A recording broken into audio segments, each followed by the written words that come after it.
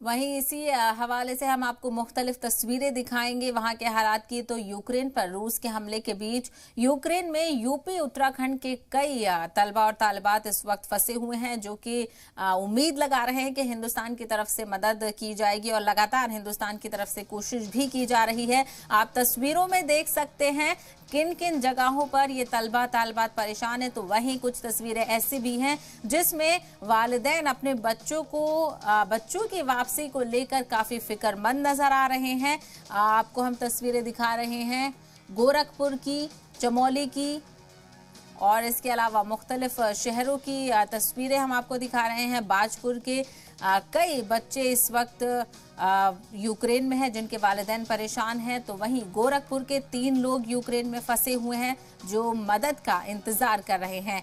MBBS की तालीम हासिल करने के लिए कई तलबा हिंदुस्तान के इस वक्त यूक्रेन में हैं, चाहे वो हरिद्वार हो, चमोली हो, बदायूं हो, तमाम तर जगहों के बच्चे इस वक्त यूक्रेन में हैं जो कि मदद की गुहार लगा रहे हैं।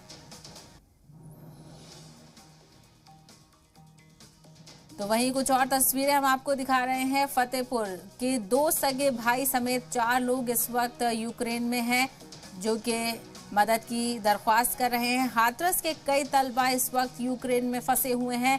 उधम सिंह नगर के 25 तलबा इस वक्त यूक्रेन में फंसे हुए हैं। वहीं उत्तरकाशी के 7 तलबा फंसे हुए हैं। और बलिया की अगर बात करें तो बलिया के तलबा के अहले खाना का इस वक्त बुरा हाल है, वो बहुत ही फिक्रमंद नजर आ रहे हैं। तो वहीं कानपुर में सगे भाई बहन इस वक्त यूक्रेन में फंसे हुए हैं जिनके वालिदैन काफी परेशान हैं इस वक्त। वहीं महाराजगंज के भी कुछ तलबा फंसे हुए हैं और इसके अलावा महाराजगंज के कुछ तलबा वापस भी लौटे हैं क्योंकि कुछ फ्लाइट्स यूक्रेन से आई हैं हिंदुस्तानी तलबा की जिनको मुल्क वापस लाया गया है।